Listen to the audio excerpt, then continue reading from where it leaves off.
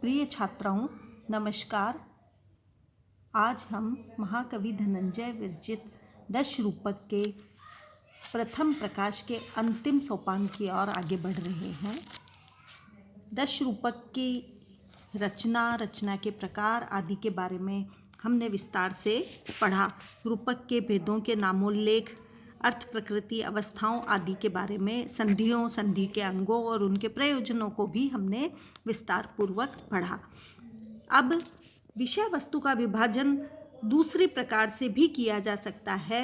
उसमें जो प्रकार महाकवि ने बताए हैं उनमें कुछ विषय वस्तु सूच्य हो सकती है और कुछ विषय वस्तु दृश्य और श्रव्य के भेद से इनका विभाजन, विषय वस्तु का विभाजन किया गया है। अब हमने कौन सी विषय वस्तु दृश्य होनी चाहिए और कौन सी श्रव्य होनी चाहिए इसको विस्तार से देखा और उसके बाद सूचित विषय वस्तु को 5 प्रकार से विभाजित किया गया है कि किस प्रकार सूचना दी जानी चाहिए। तो उसमें जो पहला प्रकार था विष्कंभक, उसको हमने पढ़ा। अब दूसरा भेद जो है विष्कंभक के बारे में हमने पढ़ा कि वह शुद्ध और संकीर्ण 2 प्रकार का होता है।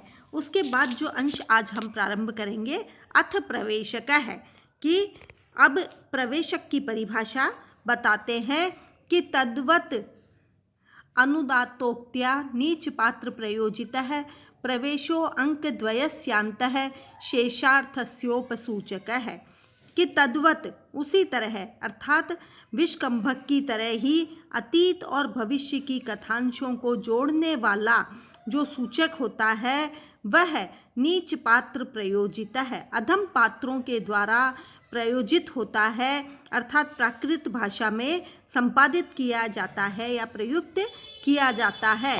और अंक द्वयस्य 2 अंकों के मध्य में स्थित और शेषार्थस्य शेष अर्थात अभिनय के द्वारा अप्रदर्शित अर्थों को, कथांशों को जो सूचित करता है प्रवेशक है, वह प्रवेशक कहा जाता है। तो यहाँ प्रवेशक के बारे में कहा है कि प्रवेशक कहा जाने का तात्पर्य यह है कि इसका कार्य सामाजिक के हृदय में अप्रत्यक्ष अर्थ का प्रवेश कराना होता है। अप्रत्यक्षान अर्थात सामाजिक हृदय प्रविशयतीति प्रवेशक है।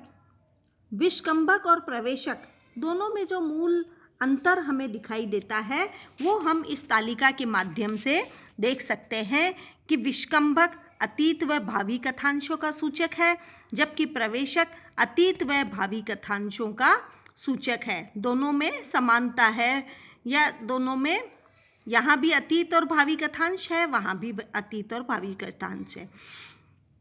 दूसरा, विष्कंभक में एक या अनेक मध्यम पात्रों का प्रयोग किया जाता है और कभी मध्यम पात्र के साथ अधम भी होते हैं, जबकि प्रवेशक में 1 या 2 पात्र नीच या अधम श्रेणी के ही होते हैं।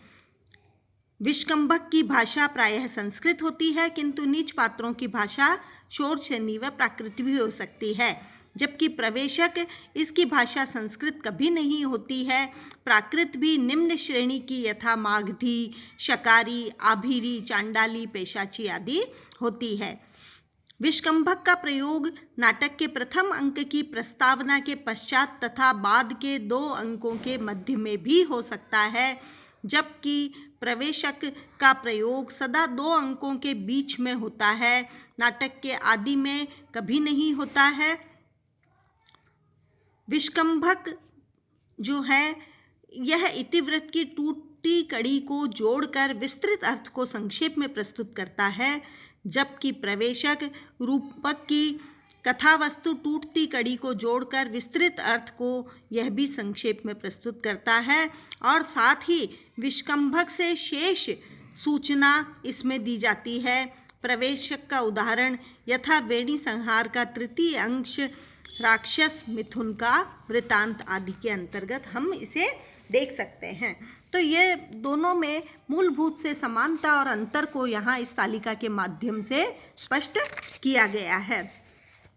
तीसरा भाग जो आता है वो है अथ चूलिका कि अंतर यवनिका संस्थई ही चूलिकार्थस्य सूचना कि अंतर यवनिका, यवनिका कहते हैं नेपथ्य अर्थात पर्दे के भीतर स्थित पात्रों द्वारा जब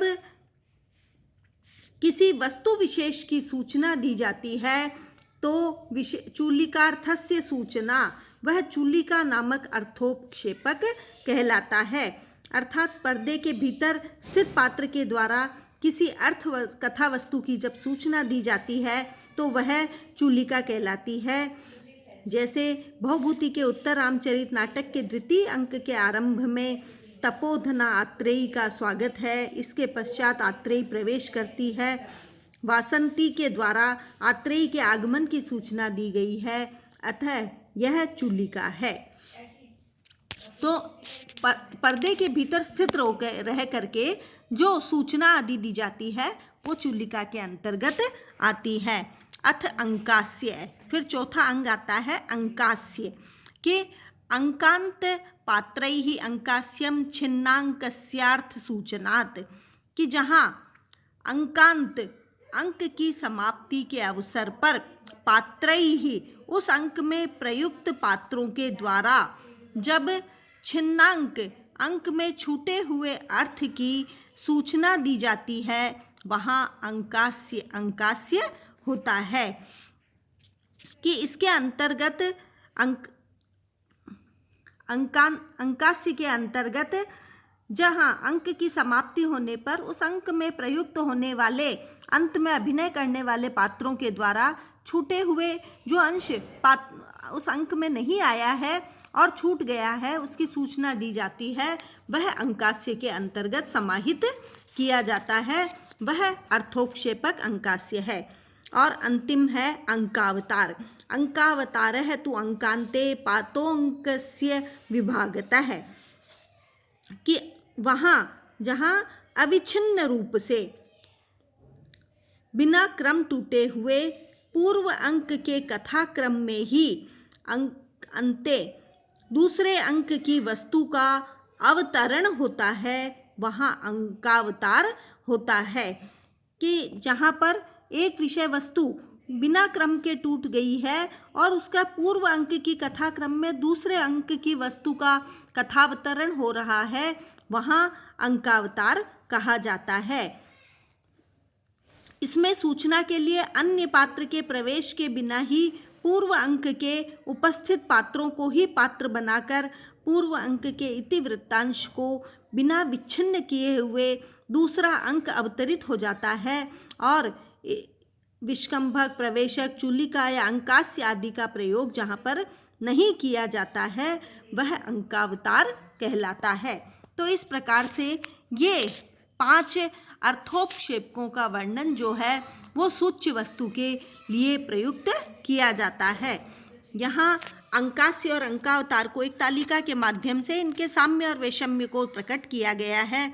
अंकास्य में कथा का क्रम नहीं टूटता है, जबकि अंकावतार भी कथा विच्छिन्न नहीं होती है। दूसरा जो मुख्य समानता है, पूर्व अंक के अंत में उपस्थित पात्र अगले अंक के इतिवृत्त की सूचना देते हैं और अंकावतार में भी दोनों पूर्व अंक के ही पात्र उसी कथा वस्तु के साथ द्वितीय अंक में अवतरित होते हैं।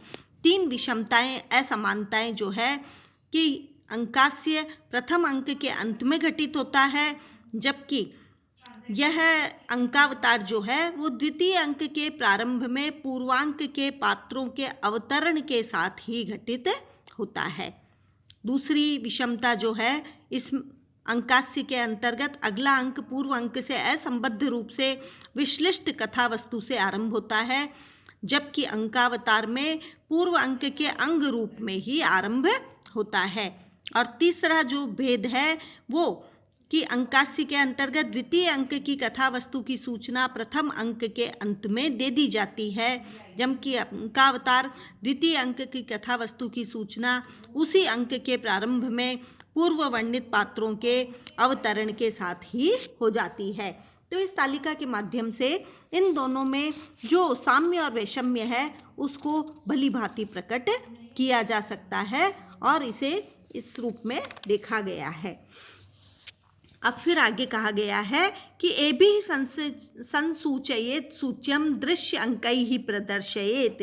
एभिः इन सभी के द्वारा जो अवस्थाएं हैं, नाट्य की जो विषय वस्तु है उसके द्वारा संसूचयेत सूच्यम, कि सूच्य विषय वस्तु को अच्छी प्रकार से सूचित करना चाहिए, और दृश्यम अंकैः प्रदर्शयेत, और दृश्य वस्तु को अंकों में प्रदर्शित किया जाना चाहिए। पुनस्त्रिधा वस्तु विभागम आह, फिर से विषय वस्तु के आधार पर इसका विभाजन 3 भागों में किया गया है। नाट्य धर्म अपेक्षे तत्पुनर्वस्तु त्रिदेश्यते, कि वस्तु नाट्य धर्म की अपेक्षा से पुनः 3 भागों में विभाजित होती है। सर्वेषां नियतस्यैव श्राव्य अश्राव्यमेव च, कि सर्वेषां जो सभी के सुनने योग्य होती है उसे प्रकाशम प्रकट रूप में कहा जाना चाहिए।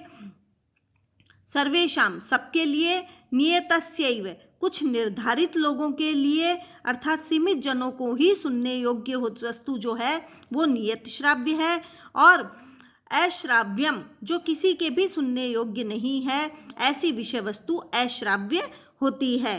तो यह श्राव्य जो है वो 3 प्रकार का हो गया है, सर्वश्राव्य, नियत श्राव्य और अश्राव्य।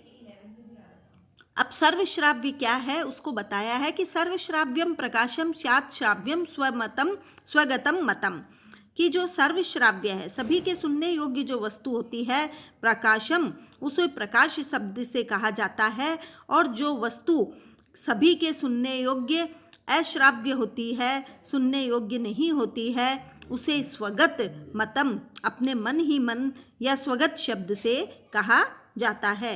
कि नाट्य प्रयोग की प्रवाहशीलता को सहज बनाते हुए कुछ विशिष्ट अभिनयों का यहाँ पर जो वर्णन किया गया है वे कौन कौन से हैं, तो वे श्राव्य अश्राव्य, श्राव्य कैसी होगी, सर्वश्राव्य होगी, नियत श्राव्य होगी या अश्राव्य होगी, इसका उल्लेख यहाँ इस कारिका में किया गया है। धन्यवाद। आज हम इतना ही लेंगे।